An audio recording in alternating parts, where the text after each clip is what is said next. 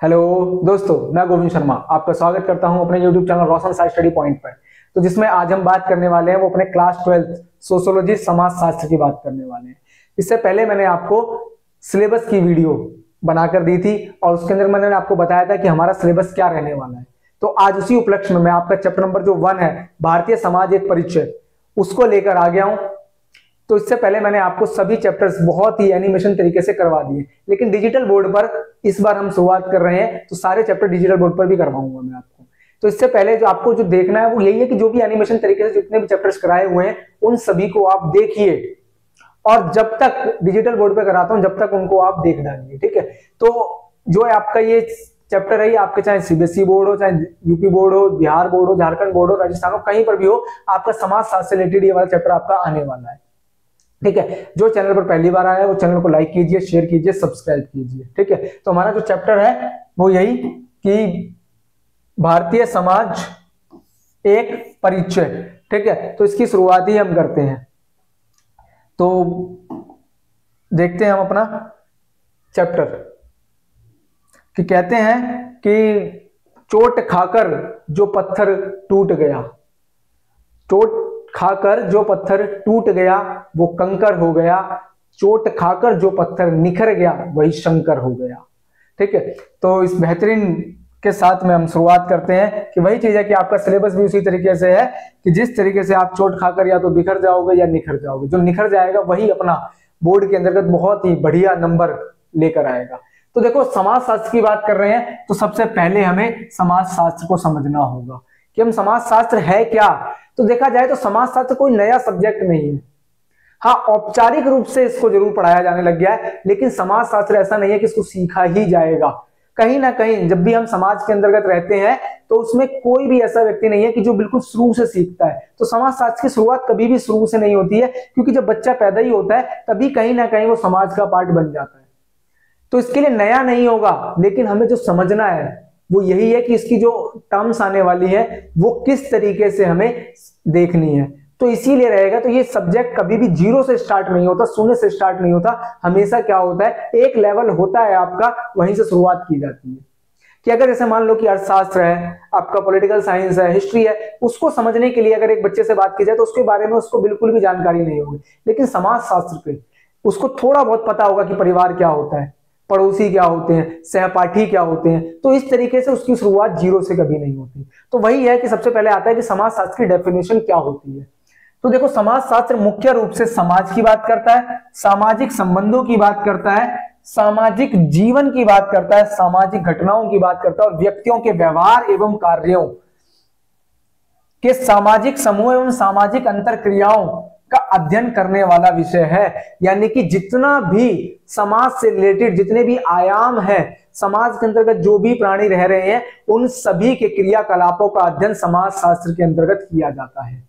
ऐसा कोई पहलू नहीं होता जो समाज शास्त्र से अभिन्न हो, चाहे वो अर्थशास्त्र हो, चाहे वो राजनीतिक विज्ञान हो, चाहे इतिहास हो, ठीक है। तो हर एक कहीं ना कहीं समाज शास्त्र के अंतर्गत ही है, या फिर कह सकते हैं समाज शास्त्र से उसका जुड़ाव रहता ही रहता है, ठीक है। तो क्या होता है, ये एक आधुनिक विज्ञान है जिसमें मानव व्यवहार के प्रतिमानों और नियमितताओं पर विशेष रूप से ध्यान केंद्रित किया जाता है। यानी कि इसमें क्या होता है, सेंटर में मानव को रखा जाता है।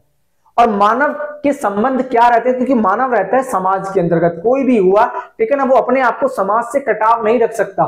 ऐसा नहीं हो सकता कि वो अपने आप को समाज से बिल्कुल अलग थलग रखकर और कार्य कर रहा हो, नहीं, तो समाज के अंतर्गत ही रहेगा, ठीक है। सोसाइटी के पार्ट है, तो सोसाइटी के अंतर्गत जितने भी उसके क्रियाकलाप होते हैं उन सभी का अध्ययन इसमें किया जाता है। तो ये था आपका समाज शास्त्र की डेफिनेशन और समाज शास्त्र आपका क्या है, ठीक है। अब हम बात करते हैं अपना कि आखिर हमारी समाज शास्त्र की उत्पत्ति किस तरीके से हुई है। यानी कि हमारा जो नेक्स्ट टॉपिक है वो है हमारा समाज शास्त्र की उत्पत्ति। तो देखो, समाज शास्त्र जो सब्जेक्ट है हमारा, यानी कि इंग्लिश में हम बोलते हैं इसको सोशियोलॉजी। तो सोशियोलॉजी जो है वो दो वर्ड है हमारे, ठीक है। एक है हमारा लैटिन और एक ग्रीक। तो लैटिन ग्रीक है जो शब्द उनसे मिलकर बना है, लैटिन और ग्रीक इन शब्दों से मिलकर गया है, दो शब्दों से मिलकर बना है, जिसका मतलब क्या है, एक है हमारा सोशियस। सोशियस का मतलब ही क्या होता है, समाज। और दूसरा वर्ड आता है हमारा लोगस। लोगस का मतलब होता है अध्ययन या फिर शास्त्र। तो इसका क्या बना कि समाज शास्त्र का अध्ययन या समाज का जो शास्त्र होता है उसी को हम बोलते हैं समाज शास्त्र। ठीक है ना, इसके अंदर का वैज्ञानिक रूप से पढ़ा जाता है, इसलिए इसको हम समाज का विज्ञान भी कह देते हैं। ठीक है, तो ऐसा नहीं है कि इसको कुछ भी पढ़ लिया जाएगा, तो वैज्ञानिक शोध पर जो भी वैज्ञानिक पद्धतियां होती हैं उसके आधार पर ही इसमें पढ़ा जाता है। ठीक है, तो समाज शास्त्र का जनक पूछ लिया जाता है कि अगर हम पढ़ रहे हैं कि सोशियोलॉजी का फादर कौन है, who is the father of the sociology, तो समाज शास्त्र का जनक जो बोला जाता है वो बोला जाता है ऑगस्ट कॉम्टे सर को। ठीक है, तो ऑगस्ट कॉम्टे सर को क्या बोला जाता है, समाज शास्त्र का जनक बोला जाता है। और आखिर जो समाज शास्त्र हम पढ़ रहे हैं इसकी औपचारिक रूप से कब शिक्षा प्रारंभ कर दी गई थी? इससे पहले विश्वविद्यालयों में नहीं पढ़ाया जाता था, समाज का पार्ट था, समाज के अंतर्गत ही हम इसका पढ़ते थे। लेकिन क्या हुआ, औपचारिक रूप से भारत के अंतर्गत क्या हुआ, इसको कलकत्ता विश्वविद्यालय, तो औपचारिक रूप से इसका अध्ययन जो विश्वविद्यालय था वो था कलकत्ता विश्वविद्यालय। ठीक है, तो जो कोलकाता यूनिवर्सिटी थी वहां से इसको औपचारिक रूप से पढ़ाया जाने लग गया। तो समाज शास्त्र आपको ऐसा नहीं लग रहा होगा बिल्कुल भी नया है, क्योंकि समाज के अंतर्गत क्या होता है, जो भी रह रहा है, चाहे वो छोटा सा बच्चा ही क्यों ना रह रहा हो और चाहे वो बड़ा ही क्यों ना रह रहा हो, तो सभी कहीं ना कहीं समाज का पार्ट होते हैं और समाज के अंतर्गत कुछ ना कुछ जरूर सीखते रहते हैं। तो यही था हमारा समाज शास्त्र की उत्पत्ति। अब हम अपनी नेक्स्ट टॉपिक की बात करते हैं, जिसमें हम कह सकते हैं समाज शास्त्र के एक परिचय का भी परिचय। तो यानी कि इसमें हम क्या कर रहे हैं, एक परिचय का भी परिचय देख रहे हैं। यानी कि मैं आपको समाज, जो चैप्टर था हमारा भारतीय समाज एक परिचय, अब उस समाज शास्त्र का एक परिचय, उसका भी परिचय दे रहा हूं। तो देखो कोई नहीं है इस चीज के लिए। ठीक है, तो समाज शास्त्र का जो परिचय है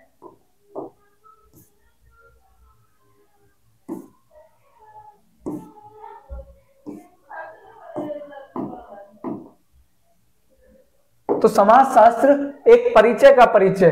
तो कह रहे इस पाठ्य पुस्तक का उद्देश्य, जो हमारी पाठ्य पुस्तक है 2 है, उसमें क्या होता है, भारतीय समाज से आपका परिचय कराना है, और लेकिन जो सहज बोध के नजरिए से नहीं कराना है। जैसा कि हम बात कर रहे हैं कि ऐसा नहीं है कि बिल्कुल समाज शास्त्र इजी सब्जेक्ट हो जाएगा, नहीं, उस तरीके से नहीं है। हमें जो करना है वो समाज शास्त्रीय दृष्टिकोण से करना है। ऐसा नहीं है कि समझ लिया बस समाज यही है, लेकिन उसका तार्किक महत्व क्या है, समाज को शास्त्र की तरह पढ़ना है एक। ठीक है, तो उसके अनुरूप हम इसके अंतर्गत पढ़ने वाले हैं। ऐसा नहीं है कि बिल्कुल ही आसानी से समझ में आ जाएगा, क्योंकि एक कोरा कागज होता है, उस पर कुछ लिख दिया गया, पहले उसको मिटाना पड़ेगा, फिर उसमें अच्छी लिखावट लिखनी होगी। तो सेम उसी तरीके से, क्योंकि हमारी, मैंने बताया था आपको कि समाज शास्त्र के पीछे जो समझ होती है वो बिल्कुल शून्य से नहीं होती।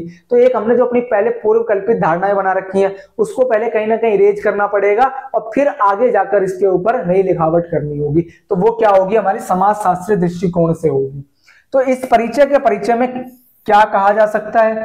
ठीक है, शायद यहां उन व्यापक सामाजिक प्रक्रियाओं की तरफ संकेत करना उचित होगा जो भारतीय समाज को आकार दे रही हैं। यानी कि जो भी भारतीय समाज को आकार देने का काम कर रही है, जितने भी आयाम है, वो इसी चैप्टर के अंतर्गत हम पढ़ने वाले हैं।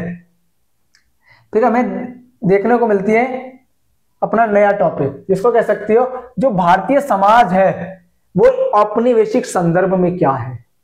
यानी कि जिस भी भारतीय समाज की हम बात कर रहे हैं तो वो औपनिवेशिक संदर्भ में कैसा रहा है, क्योंकि हमारे ऊपर क्या हुआ था, ब्रिटेन ने राज किया था 200 सालों तक लगभग हमारे ऊपर ब्रिटेन राज करके गए। तो वो औपनिवेशिक संदर्भ में हमें भारतीय समाज क्या है, तो वो देखो क्या है। तो औपनिवेशिक दौर में एक विशिष्ट भारतीय चेतना ने जन्म लिया, एक नई अनोखी चेतना निकल कर आई।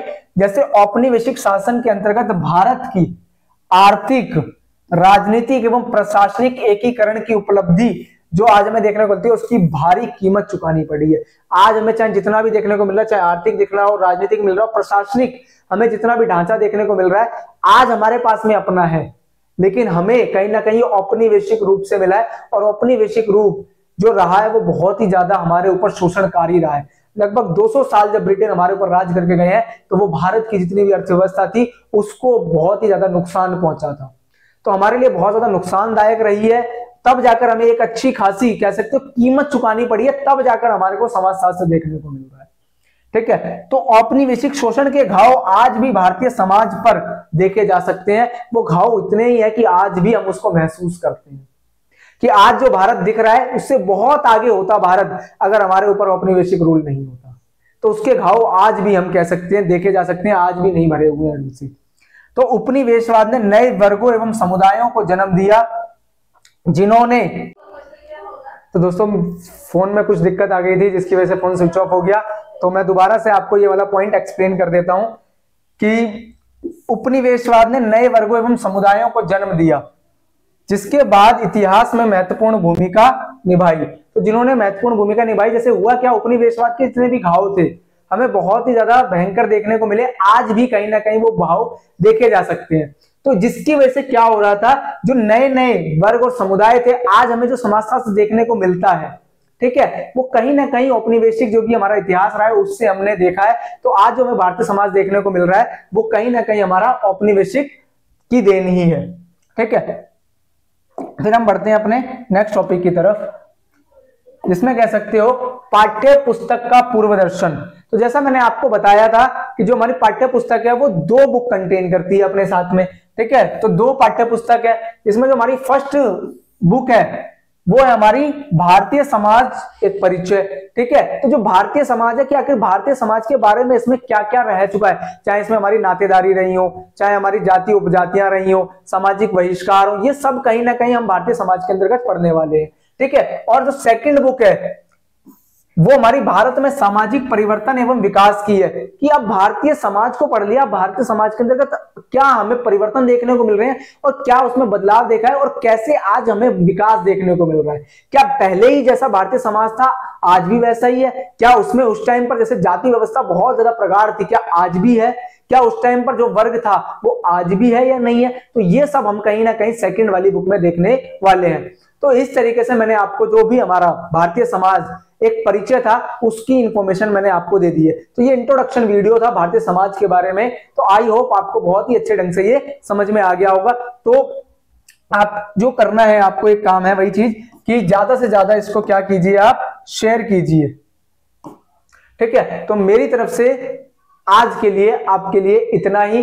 ठीक है, ये चैप्टर जो है हमारा सीबीएसई में तो नॉन इवेल्युएटिव है, इसके मार्क्स नहीं जुड़ेंगे। तो जो भी मैं अपने नेक्स्ट चैप्टर्स जितने भी लेकर आऊंगा उन सभी के लिए आपके एग्जाम पॉइंट ऑफ व्यू से उनके मार्क्स भी जुड़ेंगे। लेकिन ये समझना बहुत जरूरी था, क्योंकि इसको समझे बिना हम आगे की चीजें नहीं समझ सकते थे।